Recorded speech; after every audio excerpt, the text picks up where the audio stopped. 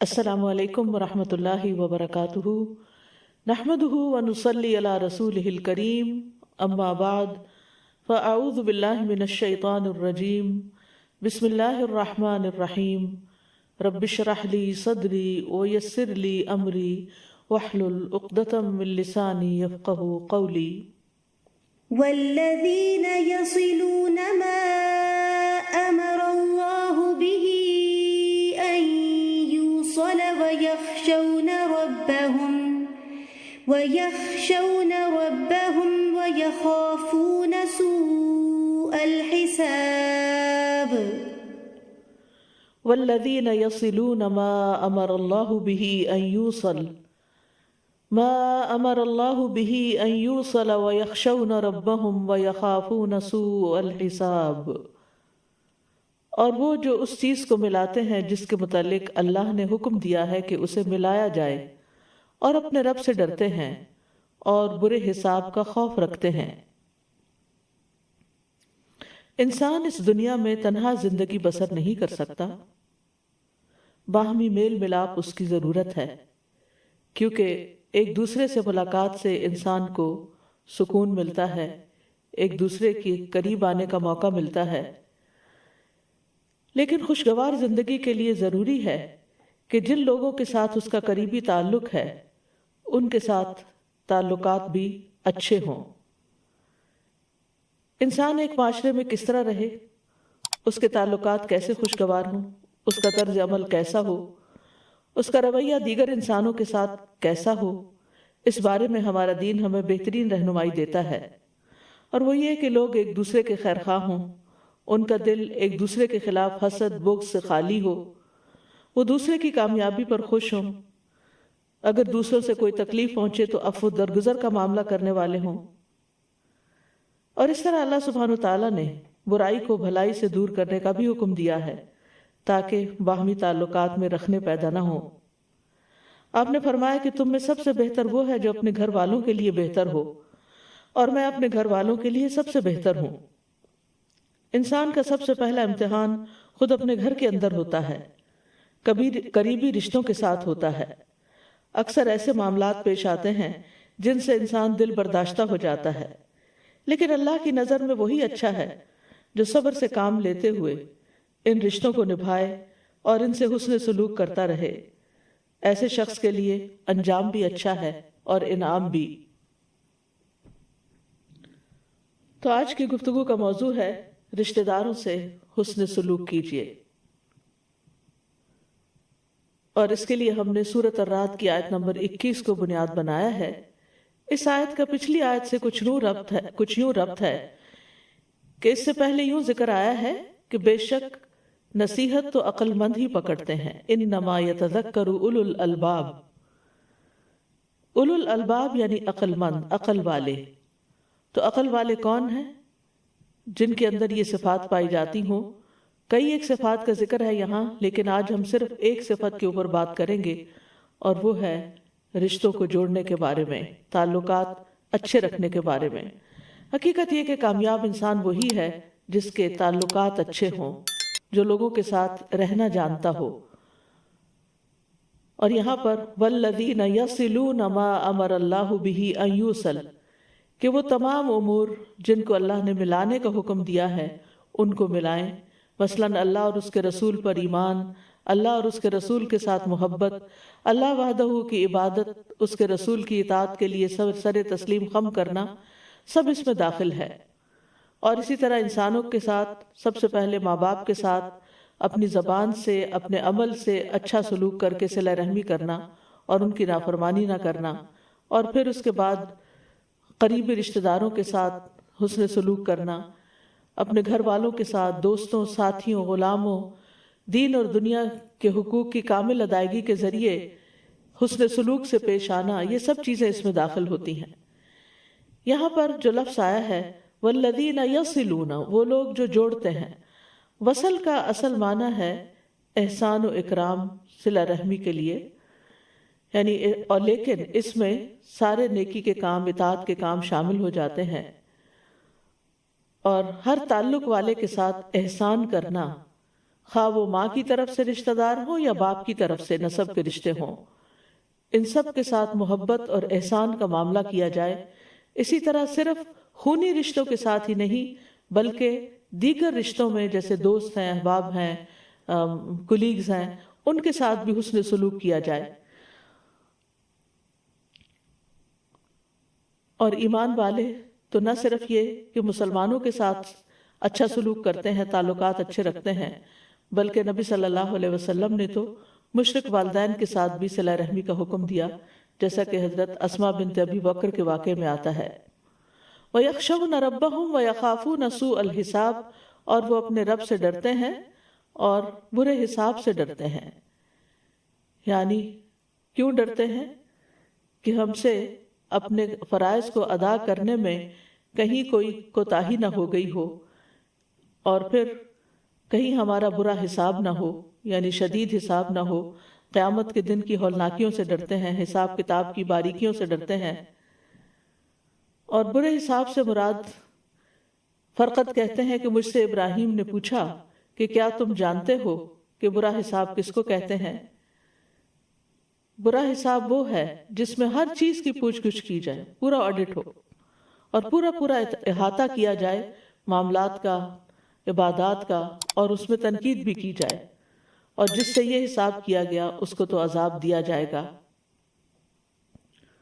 تو یہاں پر اللہ سبحانہ وتعالیٰ کے لیے خشیت کا لفظ آیا ہے اور آخرت کے حساب کے لیے خوف کا لفظ آیا ہے۔ دونوں میں فرق یہ ہے کہ خشیت میں تعظیم بھی شامل ہوتی ہے، اور بعض علماء کہتے ہیں کہ خشیت سے مراد شدید ترین خوف ہے، کہ اللہ سے بہت زیادہ ڈرتے ہیں۔ اور اس کے بارے میں صحیح مسلم میں آپ نے فرمایا کہ تم اللہ سے اس طرح ڈرو گویا کہ تم اللہ کو دیکھ رہے ہو۔ اگر یہ مرتبہ حاصل نہ ہو تو کم از کم اتنا یقین رکھو کہ اللہ تم کو دیکھ رہا ہے۔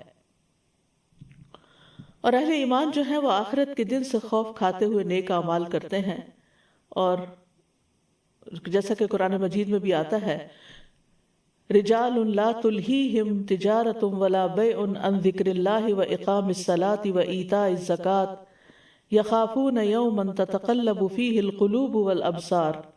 وہ مرد جنہیں اللہ کے ذکر اور نماز قائم کرنے اور زکوٰۃ دینے سے نہ کوئی تجارت غافل کرتی ہے اور نہ کوئی خرید و فروخت، وہ اس دن سے ڈرتے ہیں جس میں دل اور آنکھیں الٹ جائیں گی۔ اسی طرح یوفون بالنذر ویخافون یوما کان شرہ مستطیرا، جو اپنی نظر پوری کرتے ہیں اور اس دن سے ڈرتے ہیں جس کی مصیبت بہت زیادہ پھیلی ہوئی ہوگی۔ یعنی مومن سارے نیک کام کرنے کے بعد، اللہ تعالیٰ کے حقوق ادا کرنے کے بعد اور بندوں کے حقوق ادا کرنے کے بعد، صلہ رحمی کرنے کے بعد بھی ڈرتے رہتے ہیں، کیونکہ آخرت کا دن کوئی معمولی دن نہیں، وہ حساب کتاب کا دن ہے، اور اس میں انسانوں کی حالت غیر ہوگی۔ اس لیے وہ ڈرتے ہیں کہ کہیں ہم سے زیادہ حساب نہ لیا جائے، کیونکہ جس سے پوچھ لیا گیا اس کے پاس تو کوئی جواب نہیں ہو سکتا پھر۔ اور جہاں تک صلہ رحمی کا تعلق ہے، جو کہ آج کی ہماری گفتگو کا موضوع ہے، تو صلہ رحمی جو ہے صلہ سے ہے۔ صلہ کہتے ہیں ایک چیز کو دوسری چیز کے ساتھ ملانا، حتیٰ کہ وہ اس سے چمٹ جائے، اور اس کی ضد جو ہے ہجران ہے، یعنی چھوڑ دینا۔ ابن منظور نے لغوی اور اصطلاحی معنوں کے درمیان تعلق کو واضح کرتے ہوئے کہا کہ یہ ایک کنایہ ہے ان رشتہ داروں پر احسان کرنے کے بارے میں جو نسبی اور سسرالی ہوں۔ نسبی جو ماں باپ کی طرف سے ہوں، اور سسرالی جو ساس سسر کے رشتے میں سے رشتہ دار بنے۔ ان پر شفقت کرنا اور ان کے ساتھ نرمی سے پیش آنا اور ان کے احوال کی رعایت کرنا، خواہ وہ دور کے رشتہ دار ہوں یا وہ بدسلوکی کرتے ہوں۔ یعنی صلہ رحمی میں صرف ماں کی طرف کے رشتہ دار شامل نہیں ہیں، کیونکہ رحم سے تعلق جوڑا جاتا ہے اس کا، تو پھر صرف سمجھا جاتا ہے شاید ماں ہی کے طرف سے جو رشتہ دار ہے، نہیں، اس میں باپ کی طرف سے بھی حسب نسب جو بھی انسان کا ہے، اور پھر صرف والدین ہی نہیں بلکہ سسرال بھی، یعنی میکا ہی نہیں، سسرال کے ناطے سے بھی جو رشتے بنتے ہیں وہ بھی شامل ہیں، اور پھر اس میں دور کے رشتہ دار بھی شامل ہیں اور قریب کے بھی شامل ہیں، اور وہ بھی شامل ہے جو ہم سے اچھا سلوک کرتے ہیں، اور وہ بھی شامل ہے جو ہم سے اچھا سلوک نہ کریں۔ تو صلہ رحمی کے برعکس ایک لفظ استعمال ہوتا ہے قطع رحمی، اور وہ ان تمام چیزوں کے برعکس کو کہتے ہیں۔ گویا جب وہ ان پہ احسان کرتا ہے تو اپنے اور ان کے درمیان قرابت داری اور سسرالی رشتہ داری اور جائز صلے اور عطیے کو ملاتا ہے اور قطع رحمی میں کاٹتا ہے۔ صلہ رحمی کی ایک اور جامع تعریف یوں کی گئی ہے کہ صلہ رحمی کا مطلب یہ ہے کہ جتنا ہو سکے رشتہ داروں کو خیر پہنچائی جائے اور حسب طاقت جتنا ہو سکے ان سے شر کو دور کیا جائے۔ یعنی عام طور پر لوگ صلہ رحمی کا لفظ چونکہ عربی کا لفظ ہے تو سمجھتے نہیں کہ پھر کرنا کیا ہے، تو کرنے میں یہ ہے کہ اپنے اور سسرالی رشتہ داروں کو جو بھی خیر پہنچا سکتے ہو، جو جو کچھ اللہ نے تمہیں دیا ہے وہ ان تک پہنچاؤ، اور انہیں اگر کوئی تکلیف آ گئی تو اس تکلیف کو ان سے دور کرو۔ یہ ہے صلہ رحمی۔ امام نووی کہتے ہیں صلہ رحمی رشتہ داروں پر اس انداز میں احسان کرنا ہے کہ وہ صلہ رحمی کرنے والے کے اور جس کے ساتھ صلہ رحمی کی جا رہی ہے اس کے حالات کے مناسب ہو۔ کبھی یہ مال کے ذریعے ہوتی ہے، کبھی خدمت کرنے سے، کبھی صرف ملاقات اور سلام کرنے سے ہوتی ہے۔ ابن قیم کہتے ہیں کہ صلہ رحمی یہ نہیں کہ رشتہ داروں کو اس حال میں چھوڑ دیا جائے کہ وہ بھوک اور پیاس اور برہنگی سے تباہ ہو رہے ہوں اور ان کا رشتہ دار بہت زیادہ مالدار ہو۔ اور صلہ رحمی واجب ہے خواہ رشتہ دار کافر ہی کیوں نہ ہو اور اس کا دین اور اس کے ساتھ کوئی تعلق نہ ہو، پھر بھی اس کے ساتھ صلہ رحمی کرنی چاہیے۔ یعنی اگر صلہ رحمی کرنے والا دین سے تعلق رکھتا ہے اور نہ کرنے والا دین سے تعلق نہیں رکھتا پھر بھی صلہ رحمی کرو۔ اسی طرح یہ بھی کہا گیا ہے کہ فوائد کا تبادلہ کرنا، یعنی ایک دوسرے کو صرف فائدہ پہنچانا ہی صلہ رحمی نہیں، یہ کہ اگر تمہارے رشتہ دار تمہارے ساتھ صلہ رحمی کرے تو تم بھی ان کے ساتھ صلہ رحمی کرو، اور اگر وہ تم سے دور چلے جائیں تو تم بھی دور چلے جاؤ۔ یہ صلہ رحمی کی صفت نہیں، یہ تو ایک دوسرے کو بدلہ دینا ہے۔ یعنی یہ تو آپ نے بدلہ دیا، کسی نے آپ سے اچھا کیا، آپ نے بدلے میں اچھا کر دیا، یعنی یہ تو فوائد کا تبادلہ ہو گیا۔ لیکن صلہ رحمی کا معاملہ ان تمام چیزوں سے بلند ہے۔ عبداللہ ابن عمر رضی اللہ عنہ کہتے ہیں کہ نبی صلی اللہ علیہ وسلم نے فرمایا کسی کام کا بدلہ دینا صلہ رحمی کرنا نہیں، بلکہ صلہ رحمی کرنے والا وہ شخص ہے کہ جب اس کے ساتھ صلہ رحمی والا معاملہ ختم کر دیا جائے وہ پھر بھی صلہ رحمی کرے۔ سلیمان بن موسیٰ کہتے ہیں ابن محیریز سے کہا گیا کہ رشتہ داروں کا کیا حق ہے؟ انہوں نے کہا اگر رشتہ دار آپ کی طرف آئیں تو ان کا استقبال کیا جائے، ویلکم کیا جائے، اور اگر وہ پیٹھ پھیر کے جائیں تو ان کے پیچھے جایا جائے۔ یہ نہیں کہنا چاہیے کہ تم روٹھے ہم چھوٹے، بلکہ اگر وہ روٹ بھی جائیں تو انہیں منایا جائے۔ قرطبی کہتے ہیں کہ صلہ رحمی کی دو قسمیں ہوتی ہیں، یعنی وہ رشتہ داری جس کو ملایا جاتا ہے، نمبر ایک یہ عام ہوتی ہے اور نمبر دو یہ خاص ہوتی ہے۔ عام صلہ رحمی جو ہے یہ دین پر مبنی ہے، یعنی کسی صاحب ایمان کے ساتھ تعلق ہونا، یعنی کسی بھی کے ساتھ، ضروری نہیں کہ وہ رشتہ دار ہی ہو، کیونکہ ہم سب آدم کی اولاد ہیں، اور آدم کی اولاد ہونے کی حیثیت سے ہم کسی نہ کسی جگہ جا کر ضرور رشتے میں مل جاتے ہیں۔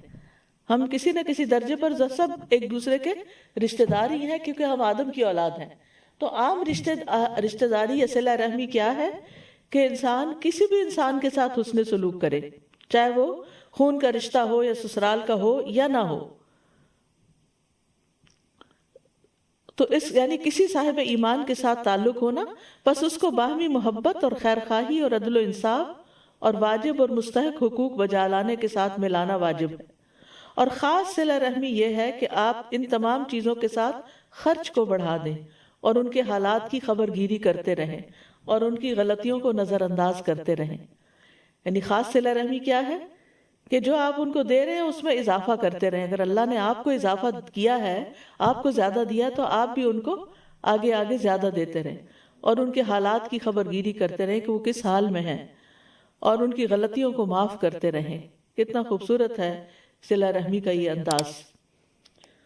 قرآن مجید میں کئی ایک مقامات پر صلہ رحمی کی تلقین کی گئی ہے۔ سورۃ البقرہ میں بنی اسرائیل کو حکم دیا گیا، یعنی صرف ہمیں نہیں یہ حکم بلکہ پچھلی شریعتوں میں بھی یہ حکم دیا گیا تھا۔ وَإِذْ أَخَذْنَا مِيثَاقَ بَنِي إِسْرَائِيلَ لَا تَعْبُدُونَ إِلَّا اللَّهَ وَبِالْوَالِدَيْنِ إِحْسَانًا وَذِي الْقُرْبَى وَالْيَتَامَى وَالْمَسَاكِينِ وَقُولُوا لِلنَّاسِ حُسْنًا وَأَقِيمُوا الصَّلَاةَ وَآتُوا الزَّكَاةَ ثُمَّ تَوَلَّيْتُمْ إِلَّا قَلِيلًا مِّنكُمْ وَأَنتُم مُعْرِضُونَ۔ اور جب ہم نے بنی اسرائیل سے پختہ عہد لیا کہ تم اللہ کے سوا کسی کی عبادت نہ کرو گے، اور ماں باپ اور قرابت والے اور یتیموں اور مسکینوں سے احسان کرو گے، اور لوگوں سے اچھی بات کہو، نماز قائم کرو اور زکوٰۃ دو، پھر تم اس سے پھر گئے مگر تم میں سے تھوڑے، اور تم منہ پھیرنے والے تھے۔ اور یہ صرف بنی اسرائیل کا حال نہیں، آج امت مسلمہ کا بھی یہی حال ہے کہ ہمیں رشتے عمومی طور پر لوگوں کے درمیان تعلقات خراب نظر آتے ہیں، رشتے کمزور نظر آتے ہیں، اور دوسروں کے ساتھ احسان اور بھلائی کے رویے بہت کم دیکھنے میں ملتے ہیں۔ اگر یہ تمام انسان جن کو اللہ نے دیا ہے وہ دینے والے بن جائیں اور اللہ کی مخلوق کا خیال رکھنے والے ہوں، تو دنیا میں شاید نہ کوئی بھوکا ہو اور نہ ہی کوئی ضرورت مند اس طرح کا ہو کہ وہ گھٹ گھٹ کے اور سسک کے علاج کے لیے مر جائے، یا پھر کسی اور ضرورت کے لیے دن رات پریشان رہتا ہو۔ اسی طرح سورۃ النساء میں بھی حکم دیا گیا، وَاعْبُدُوا اللَّهَ وَلَا تُشْرِكُوا بِهِ شَيْئًا وَبِالْوَالِدَيْنِ إِحْسَانًا وَبِذِي الْقُرْبَى وَالْيَتَامَى وَالْمَسَاكِينِ وَالْجَارِ ذِي الْقُرْبَى وَالْجَارِ الْجُنُبِ وَالصَّاحِبِ بِالْجَنبِ وَابْنِ السَّبِيلِ وَمَا مَلَكَتْ أَيْمَانُكُمْ إِنَّ اللَّهَ لَا يُحِبُّ مَنْ كَانَ مُخْتَالًا فَخُورًا۔ اور اللہ کی عبادت کرو اور اس کے ساتھ کسی چیز کو شریک نہ بناؤ، اور ماں باپ کے ساتھ اچھا سلوک کرو، اور قرابت والوں کے ساتھ، اور یتیموں اور مسکینوں اور قرابت والے ہمسائے اور اجنبی ہمسائے اور پہلو کے ساتھی اور مسافر کے ساتھ، اور ان کے ساتھ بھی جن کے مالک تمہارے دائیں ہاتھ بنے ہیں۔ یقیناً اللہ ایسے شخص سے محبت نہیں کرتا جو اکڑنے والا، شیخی مارنے والا ہو۔ تو بہرحال تمام انسانوں تک اچھے سلوک کا حکم دیا گیا ہے، لیکن رشتہ دار باقی سب کی نسبت زیادہ حقدار ہوتے ہیں۔ سورۃ انفال میں آتا ہے وَأُولُو الْأَرْحَامِ بَعْضُهُمْ أَوْلَىٰ بِبَعْضٍ فِي كِتَابِ اللَّهِ إِنَّ اللَّهَ بِكُلِّ شَيْءٍ عَلِيمٌ۔ اور رشتہ دار اللہ کی کتاب میں ایک دوسرے کے زیادہ حقدار ہیں، بے شک اللہ ہر چیز کو خوب جاننے والا ہے۔ ایمان لانے کے بعد اللہ کو جو محبوب ترین عمل ہے وہ صلہ رحمی ہے۔ خثعم قبیلہ کے ایک آدمی سے روایت ہے، وہ کہتے ہیں کہ میں نبی صلی اللہ علیہ وسلم کے پاس آیا جبکہ آپ اپنے صحابہ کے پاس بیٹھے ہوئے تھے۔ میں نے کہا، آپ ہیں جو یقین رکھتے ہیں کہ آپ اللہ کے رسول ہیں؟ آپ نے فرمایا، ہاں۔ میں نے کہا، اللہ کے رسول کون سے اعمال اللہ کو زیادہ محبوب ہیں؟ آپ نے فرمایا، اللہ پر ایمان۔ میں نے کہا، اللہ کے رسول پھر کون سا عمل؟ آپ نے فرمایا، صلہ رحمی۔ میں نے کہا، اللہ کے رسول پھر کون سا عمل؟ آپ نے فرمایا، نیکی کا حکم دینا اور برائی سے روکنا۔ میں نے کہا، اللہ کے رسول کون سے اعمال اللہ کو سب سے زیادہ ناپسند ہیں؟ آپ نے فرمایا، اللہ کے ساتھ شرک کرنا۔ میں نے کہا، اللہ کے رسول پھر کون سا عمل؟ آپ نے فرمایا، قطع رحمی، یعنی رشتے کاٹنا، لوگوں سے تعلقات کاٹ لینا۔ میں نے کہا، اللہ کے رسول پھر کون سا عمل؟ آپ نے فرمایا، برائی کا حکم دینا اور نیکی سے روکنا۔ اسی طرح درجے کے لحاظ سے بدترین ہے وہ لوگ کہ جو لوگوں کا حق نہ پہچانے، صلہ رحمی نہ کریں۔ ابو کبشہ انماری سے روایت ہے، وہ کہتے ہیں کہ میں نے رسول اللہ صلی اللہ علیہ وسلم کو فرماتے ہوئے سنا، دنیا 4 قسم کے لوگوں کی ہے۔ ایک وہ آدمی جسے اللہ نے مال اور علم سے نوازا ہو، وہ اس بارے میں اپنے رب سے ڈرتا ہو، صلہ رحمی کرتا ہو، اور اس میں اللہ عز و جل کا حق پہچانتا ہو، اس کا درجہ سب سے اونچا ہے۔ دوسرا وہ آدمی جسے اللہ عز و جل نے علم عطا فرمایا ہو لیکن مال نہ دیا ہو، اور وہ کہتا ہو کہ اگر میرے پاس بھی مال ہوتا تو میں بھی اس شخص کی طرح عمل کرتا۔ آپ نے فرمایا، یہ دونوں اجر و ثواب میں برابر ہیں، یعنی جو اچھی نیت رکھتا ہے اور اچھا رشک رکھتا ہے وہ اچھا کام کرنے والے کے برابر ہو جاتا ہے۔ تیسرا وہ آدمی جسے اللہ نے مال سے تو نوازا ہو لیکن علم نہ دیا ہو، وہ بدحواسی میں اسے ناحق مقام پر خرچ کرتا رہے، نہ اپنے رب سے ڈرے، نہ صلہ رحمی کرے، نہ اپنے رب عز و جل کا حق پہچانے، اس کا درجہ سب سے بدترین ہے۔ چوتھا وہ آدمی جسے اللہ نے نہ مال سے نوازا نہ علم سے، اور یہ کہتا ہو کہ اگر میرے پاس بھی فلاں شخص کی طرح مال ہوتا تو میں بھی اسے اس شخص کی طرح کے کاموں میں خرچ کرتا، یہ دونوں گناہ میں برابر ہیں۔ یعنی اگر کسی بری مثال کو اپنے سامنے رکھتا ہے تو پھر اسی درجے میں آ جاتا ہے۔ تو بدترین انسان کس کو کہا گیا؟ جو نہ رب سے ڈرے، نہ صلہ رحمی کرے، نہ رب کا حق پہچانے کہ مجھے کس طرح کی عبادت اور کیسے کرنی چاہیے. اور جو شخص اس کو آئیڈیل بنا لے وہ بھی اس کے ساتھ ہی ہے. پھر رسول اللہ صلی اللہ علیہ وسلم کو جو دین دے کر بھیجا گیا، جو تعلیمات دے کر بھیجی گئیں، ان میں ہمیں صلہ رحمی کا خاص حصہ ملتا ہے. عمرو ابن ابسہ کہتے ہیں میں مکہ میں نبی صلی اللہ علیہ وسلم کی خدمت میں حاضر ہوا اور آپ سے پوچھا آپ کون ہیں؟ آپ نے فرمایا میں نبی ہوں. میں نے پوچھا نبی کیا ہوتا ہے؟ آپ نے فرمایا مجھے اللہ نے بھیجا ہے. میں نے کہا آپ کو کیا پیغام دے کر بھیجا ہے؟ آپ نے فرمایا اللہ نے مجھے صلہ رحمی کرنے، بتوں کو توڑنے، اللہ کو ایک قرار دینے اور اس کے ساتھ کسی کو شریک نہ ٹھہرانے کا پیغام دے کر بھیجا ہے. اسی طرح نبی صلی اللہ علیہ وسلم نے صلہ رحمی کی تاکیدی حکم بھی دیا. یعنی ابو ذر رضی اللہ عنہ کہتے ہیں میرے خلیل نے مجھے 7 باتوں کا حکم دیا ہے. یہ کہ میں قرابت دار سے تعلق قائم رکھوں اگرچہ وہ پیٹھ پھیرے، اگرچہ وہ ہم سے اچھا سلوک نہ کرے پھر بھی اس سے رشتہ جوڑ کے رکھوں. اسی طرح ایک اور جگہ پر فرمایا اتقوا اللہ وصلوا الارحام وصلوا ارحامکم، اللہ کا تقوی اختیار کرو اور صلہ رحمی کرو. یہاں آپ دیکھ رہے ہیں کہ متعدد بار یہ بات ملتی ہے کہ اللہ سے ڈرو اور صلہ رحمی کرو، یا اللہ سے ڈرتے ہیں اور صلہ رحمی کرتے ہیں.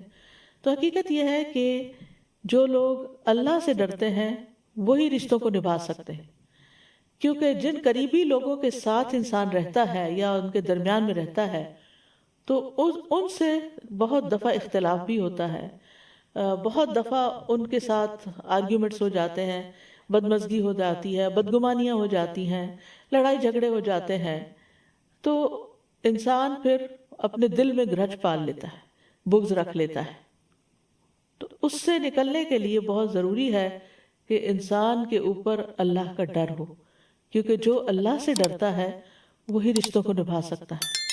اگر اللہ سے نہ ڈرا جائے تو پھر انسان اگر اپنی خواہش نفس پہ چلنے لگے تو پھر انسان کے حالات میں بہتری نہیں آ سکتی. نبی صلی اللہ علیہ وسلم کی آخری وصیت کیا تھی؟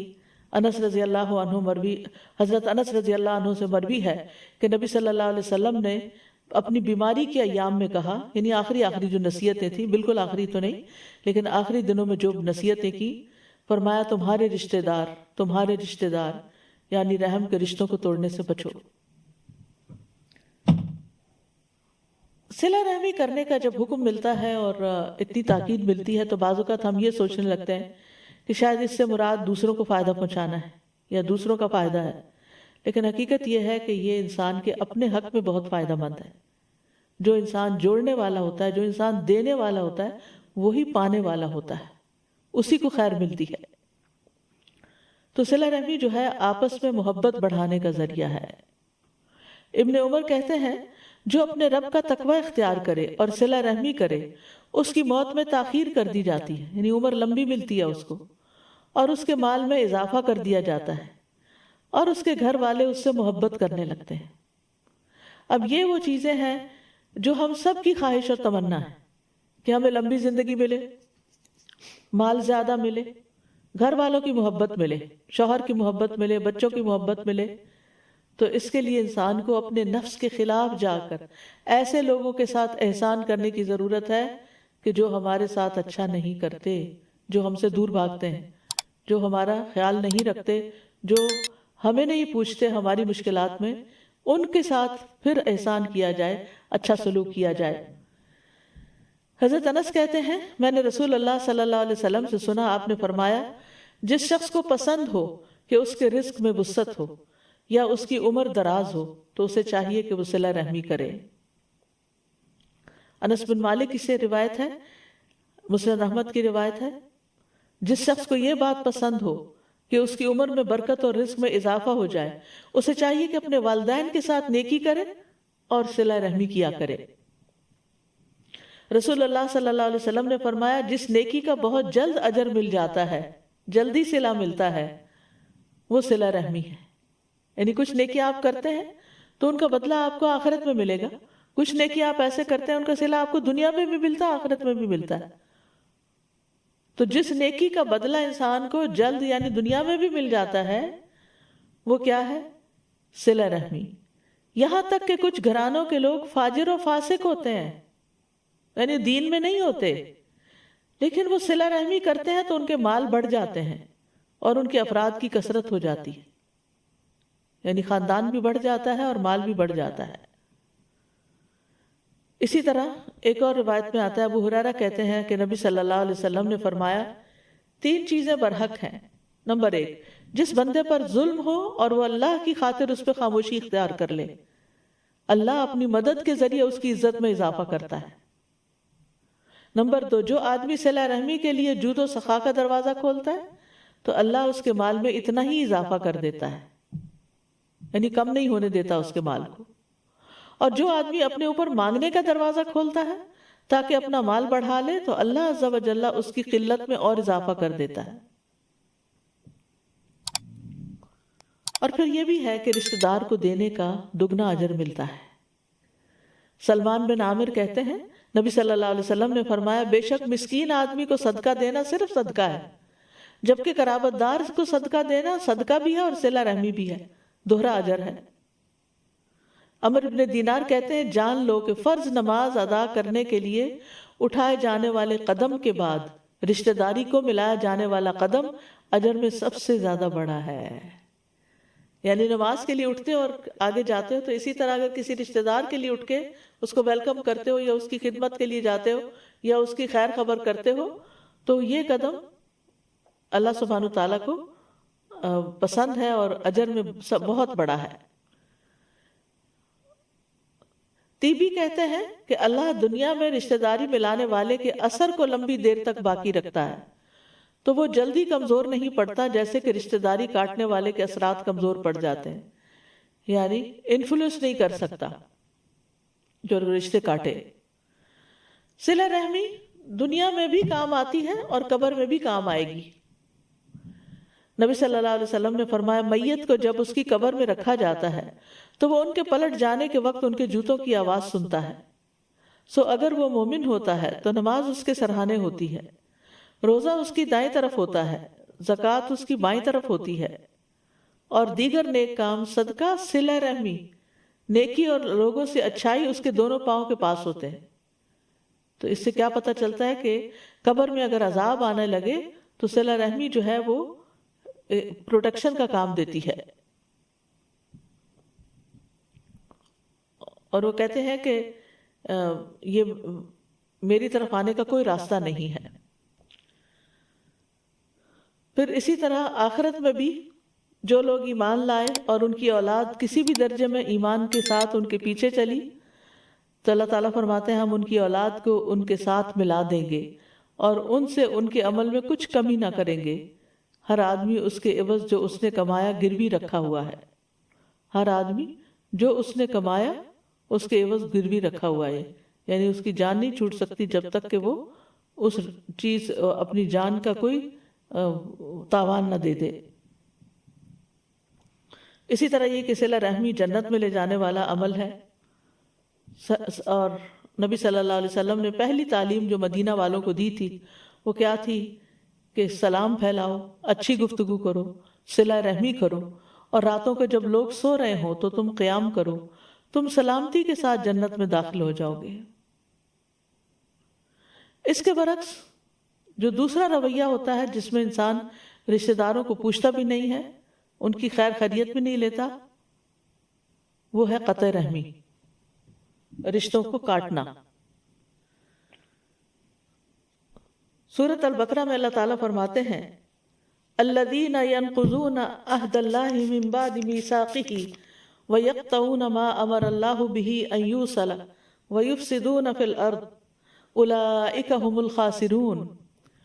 جو اللہ کے عہد کو اس کے مضبوط باندھ لینے کے بعد توڑ دیتے ہیں اور جس چیز کا اللہ نے جوڑنے کا حکم دیا اس کو کاٹ ڈالتے ہیں اور زمین میں فساد کرتے ہیں، یہی لوگ دراصل خسارہ پانے والے ہیں. یاد رکھیے رشتوں کو کاٹنا اللہ کی لعنت کا مستحق بناتا ہے انسانوں کو. والذین ینقضون عہد اللہ من بعد میثاقہ ویقطعون ما امر اللہ بہ ان یوصل ویفسدون فی الارض اولئک لہم اللعنۃ ولہم سوء الدار اور وہ لوگ جو اللہ کے عہد کو پختہ کرنے کے بعد توڑ دیتے ہیں اور اس چیز کو کاٹ دیتے ہیں جس کے متعلق اللہ نے حکم دیا کہ اسے ملایا جائے، اور زمین میں فساد کرتے ہیں، یہی لوگ ہیں جن کے لیے لعنت ہے اور انہی کے لیے اس گھر کی خرابی ہے۔ میمون بن مہران کہتے ہیں کہ مجھے عمر بن عبدالعزیز نے کہا کہ رشتہ داری توڑنے والے کا ساتھی نہ بن، اس سے دوستی نہ کر، کیونکہ اللہ سبحانہ وتعالیٰ نے قرآن کی 2 آیات میں ایسے شخص پہ لعنت فرمائی ہے، تو جو شخص لعنت کا مستحق ہو اس سے تعلق نہ رکھو، کیونکہ وہ تمہاری طرف بھی آ جائے گی۔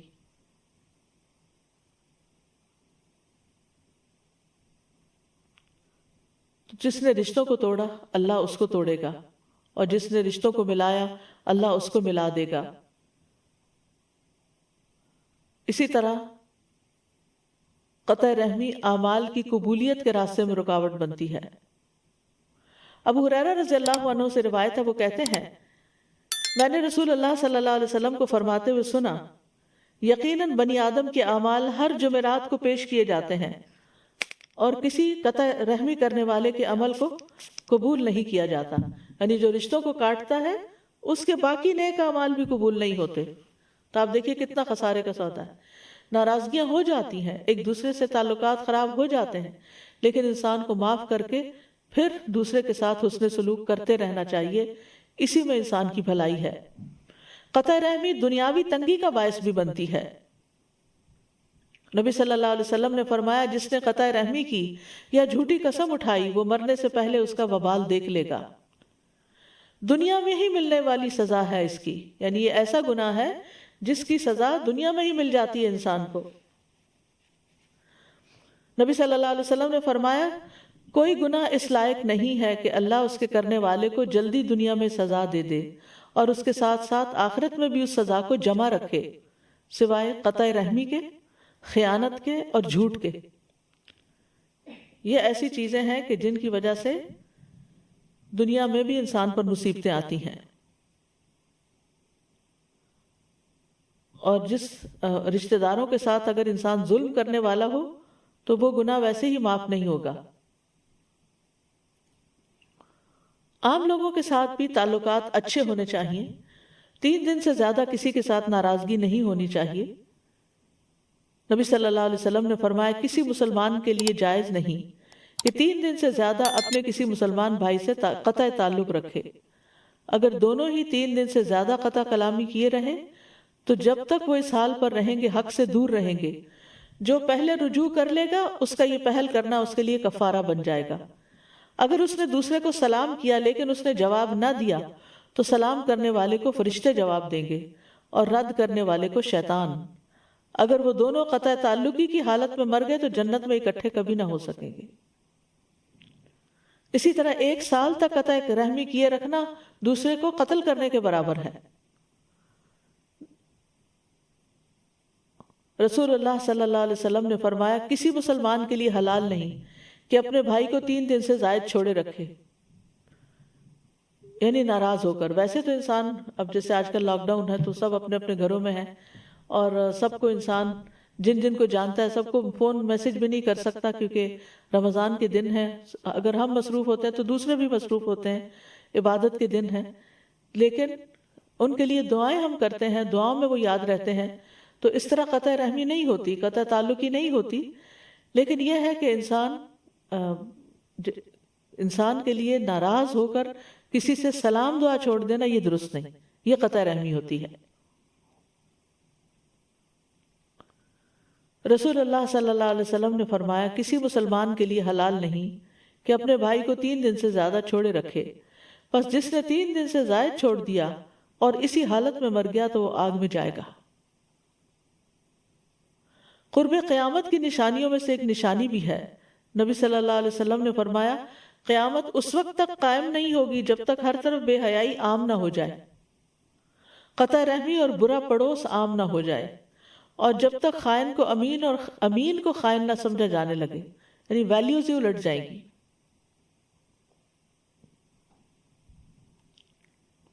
اسی طرح آپ نے فرمایا قیامت کے قریب سلام صرف پہچان کے لوگوں کو کیا جانے لگے گا، یعنی جس کو جانتے ہوں گے صرف اسی سے سلام دعا۔ تجارت پھیل جائے گی، حتیٰ کہ عورت بھی تجارتی معاملات میں اپنے خاوند کی مدد کرے گی، قطع رحمی ہونے لگے گی، لوگوں کے ٹیمپرامنٹس بڑے نازک ہو جائیں گے، چھوٹی چھوٹی بات پر منہ بسور لینا، بات چیت چھوڑ دینا، گھر سے نکل جانا، اوروں کو جا کے قصے سنانا، یہ سب اسی کے حصے ہیں۔ اور فرمایا جھوٹی گواہی دی جانے لگے گی، سچی گواہی کو چھپایا جائے گا، اور قلم کا چرچا ہوگا، یعنی لکھنے والے بہت ہوں گے، چیزیں ہم فارورڈ تو بہت کرتے رہتے ہیں، لیکن پڑھنے والے اور عمل کرنے والے کم ہوں گے۔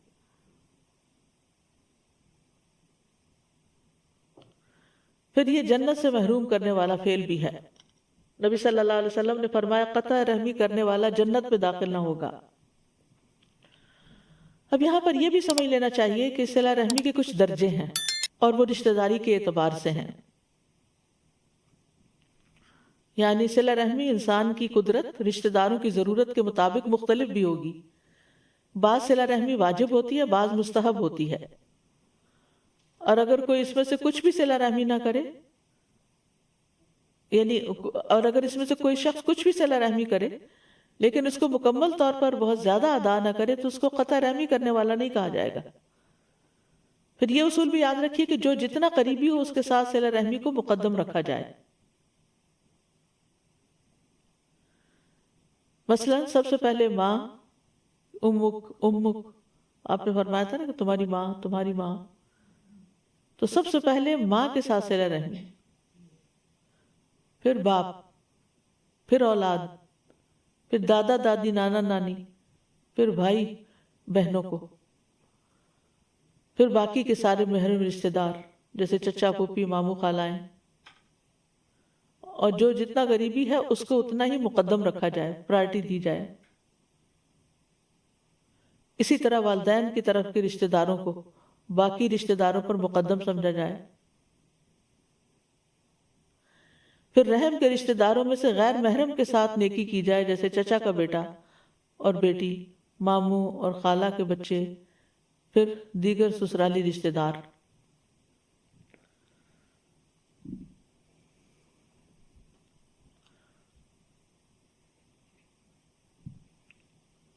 پھر آپ دیکھیے کہ صرف والدین نہیں، والدین کے دوستوں کے ساتھ بھی صلہ رحمی کرنی چاہیے۔ یعنی والدین کا حق تو ہے، لیکن جن کے ساتھ ماں باپ اچھا سلوک کرتے ہوں یا ان سے دوستی ہو ان کا بھی حال حوال پوچھتے رہنا چاہیے۔ ابن عمر سے روایت ہے کہ جب وہ مکہ کی طرف جاتے تو اپنے گدھے کو ساتھ رکھتے، اونٹ کی سواری سے تھک جاتے تو گدھے پہ بیٹھ جاتے اور سر پہ عمامہ باندھ لیتے۔ ایک دفعہ آپ اپنے گدھے پر سوار تھے، ان کے پاس سے ایک دیہاتی آدمی گزرا تو ابن عمر نے اس سے پوچھا کیا تم فلاں کے بیٹے نہیں ہو؟ اس نے کہا کیوں نہیں؟ اس نے اس دیہاتی کو یعنی ابن عمر نے اپنا گدھا اور اس کو دے دیا کہ اس پہ سوار ہو جاؤ، پھر عمامہ دے دیا کہ اپنے سر پہ باندھ لو۔ تو بعض ساتھیوں نے کہا کہ اللہ آپ کو بخشے، آپ نے اس اعرابی کو اپنا گدھا بھی دے دیا اور عمامہ بھی دے دیا، جو سہولت کے لیے آپ دونوں چیزیں یوز کرتے تھے۔ ابن عمر نے کہا میں نے رسول اللہ صلی اللہ علیہ وسلم سے سنا، آپ فرماتے تھے بے شک نیکیوں میں سب سے بڑی نیکی آدمی کا اپنے باپ کی وفات کے بعد اس کے دوستوں سے اچھا سلوک کرنا ہے، اور اس دیہاتی کا باپ حضرت عمر کا دوست تھا۔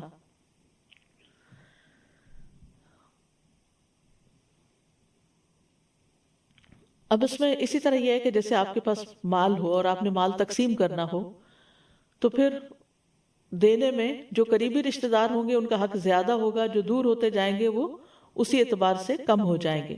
عطا ابن ابی رباح کہتے ہیں وہ درہم جو میں رشتہ داروں کو دوں مجھے اس 1000 درہم سے زیادہ محبوب ہے جو میں محتاج لوگوں میں تقسیم کروں۔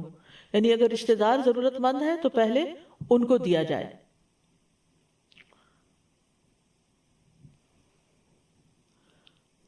پھر اسی طرح نان مسلم رشتہ دار کے ساتھ بھی صلہ رحمی کرنی چاہیے۔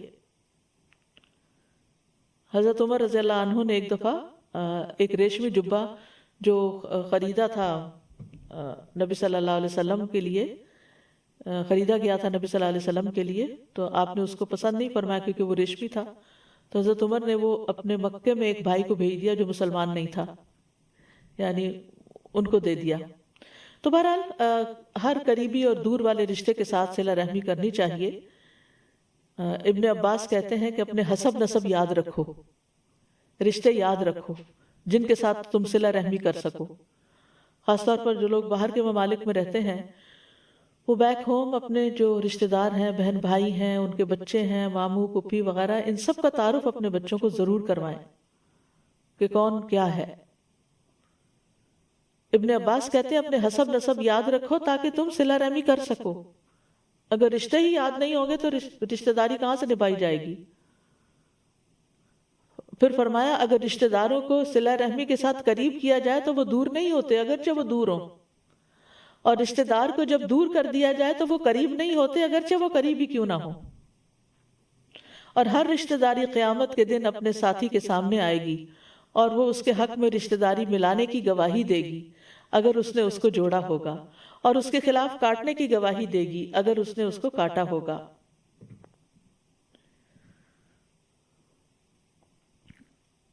اب کرنے کا کام کیا کیا ہے؟ سب سے پہلی بات یہ ہے کہ ان سے رشتہ داروں سے ملاقات کی جائے، لیکن اس طرح ملاقاتیں نہ شروع کر دیں کہ جس سے دوسرے کے کام کاج جو ہیں ان میں حرج آئے. رشتہ داروں سے ملاقات جو ہے یہ برکت کا ذریعہ ہوتی ہے. ابن تین کہتے ہیں کہ صلہ رحمی کی وجہ سے اطاعت کے کاموں کی توفیق ملتی ہے اور نیکیوں کا موقع ملتا ہے، نافرمانی سے بچتا ہے انسان، پھر انسان کا اچھا ذکر باقی رہتا ہے، گویا کہ اسے موت نہیں آئی، مرنے کے بعد بھی وہ یاد رہتا ہے. جن کے ساتھ وہ اچھا سلوک کرتا تھا وہ اس کو یاد رکھتے ہیں.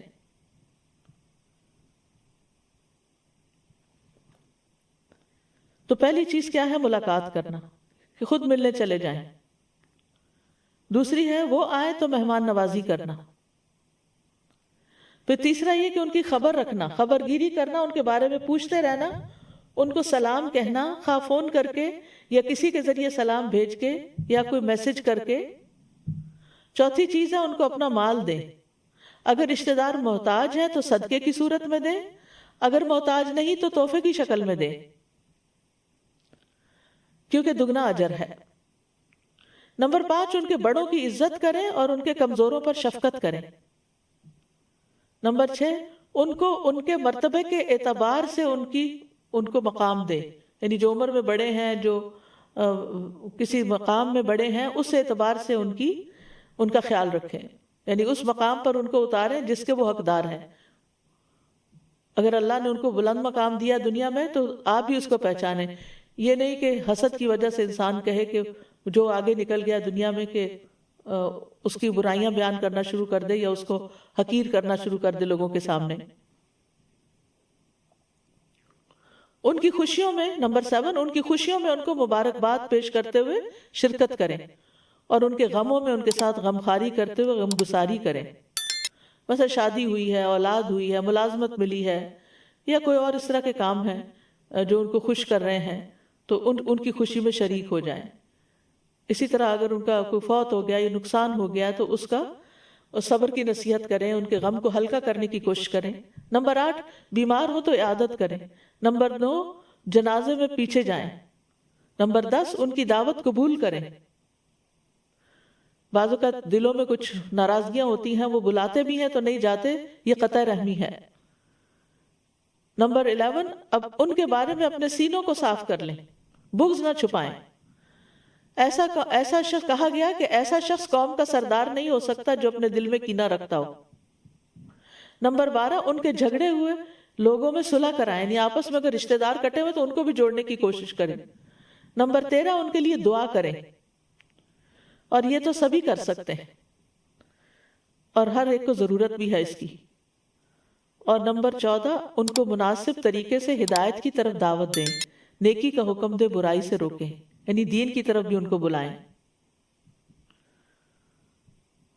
اور ہمیں یہ دعا ضرور کرنی چاہیے، اللہم الف بین قلوبنا واصلح ذات بیننا واہدنا سبل السلام ونجنا من الظلمات الى النور وجنبنا الفواحش ما ظہر منها وما بطن وبارک لنا فی اسماعنا وابصارنا وقلوبنا وازواجنا وذریاتنا وتب علینا انک انت التواب الرحیم وجعلنا شاکرین لنعمتک مثنین بها قابلیها وَأَتِمَّهَا عَلَيْنَا، اے اللہ ہمارے دلوں میں محبت پیدا کر دے، یعنی ہمارے رشتوں میں، تعلقات میں، اور ہمارے آپس کے معاملات کی اصلاح کر دے، اور ہمیں سلامتی کے راستوں کی طرف رہنمائی فرما دے، اور ہمیں اندھیروں سے نجات دے کر نور کی طرف لے آ، اور ہمیں تمام ظاہری اور چھپی بدکاریوں سے محفوظ رکھ، اور ہمارے کانوں اور ہماری آنکھوں اور ہمارے دلوں اور ہمارے گھر والوں اور ہماری اولاد میں برکت عطا فرما، اور ہماری توبہ قبول فرما،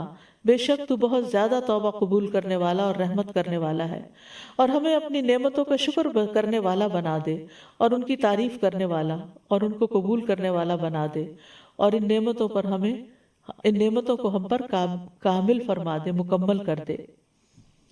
تو بہرحال رشتہ داروں کو سلام بھیجیے، میسج بھیجیے، آج کے اس لیکچر سننے کے بعد کچھ نہ کچھ عمل ضرور کیجیے، جو قریب ہوں ان کو تحفے تحائف دیجیے، کوئی عطیات دیجیے، کیونکہ اس سے آپس میں محبت بڑھتی ہے، ان کی ضروریات پوری کیجیے، اگر کوئی ضرورت مند ہے، مقروض ہو گئے ہیں تو قرضہ ادا کر دیجیے، بھوکے ہیں تو کھانا کھلا دیجیے، اور اگر انہوں نے آپ کے ساتھ کوئی برا سلوک کیا تو معاف کر دیجیے، اچھے اخلاق سے پیش آئیے، جو کاٹیں دور بھاگیں انہیں قریب کیجیے، اللہ کی خاطر ملاقات کے لیے جائیے۔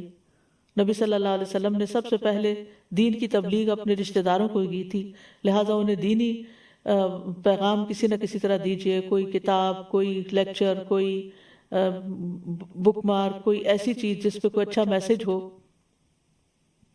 بچوں کے ساتھ بھی اچھا سلوک کریں، یعنی صلہ رحمی صرف بڑوں سے نہیں ہوتی، بچوں کے ساتھ بھی ہو، اور اگر کبھی قسم کھا لی ہو کہ میں فلاں کے ساتھ اچھا سلوک نہیں کروں گا تو اس قسم کو توڑ کر کفارہ دے دیں، اور ایسی صلہ رحمی نہ کریں جو کسی کو یعنی جو انسان کو حق بات سے روک دے، یعنی بعض اوقات ہم کہتے ہیں نا ساتھ تو دینا ہے نا، چاہے وہ غلطیاں ہمارے رشتہ دار ہیں، ایسا نہیں کر سکتے۔ وَإِذَا قُلْتُمْ فَعْدِلُوا وَلَوْ كَانَ ذَا قُرْبَىٰ، جب بات کرو تو انصاف کی کرو، خواہ رشتہ داری کیوں نہ ہو۔ وآخر دعوانا ان الحمد للہ رب العالمین، سبحانک اللہم وبحمدک، اشہد ان لا الہ الا انت، استغفرک واتوب الیک۔ اللہ تعالی ہمیں عمل کی توفیق عطا فرمائے۔ اللہ اکبر اللہ اکبر اللہ اکبر، لا الہ الا اللہ، اللہ اکبر اللہ اکبر وللہ الحمد، اللہ اکبر اللہ اکبر اللہ اکبر، لا الہ